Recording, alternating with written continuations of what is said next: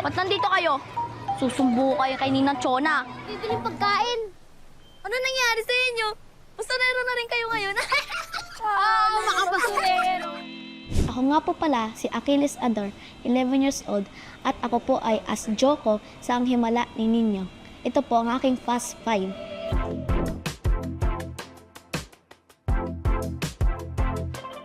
Paano mo napapaiyak ang sarili mo on cue?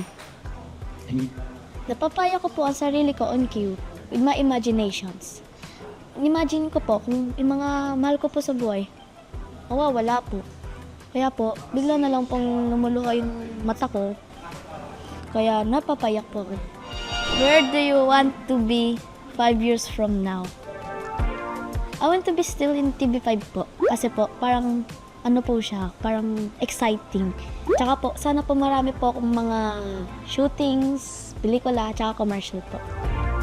Kailan ang huling beses na may first time kang ginawa? Nung first time ko. Nung 3 years old po ako, first time ko pong mag-photoshoot. Inoffer po ng kaibigan ng nanay ko sa akin po para po mag-photoshoot sa isang photo shop. Ano ang laging ipinagdarasal mo?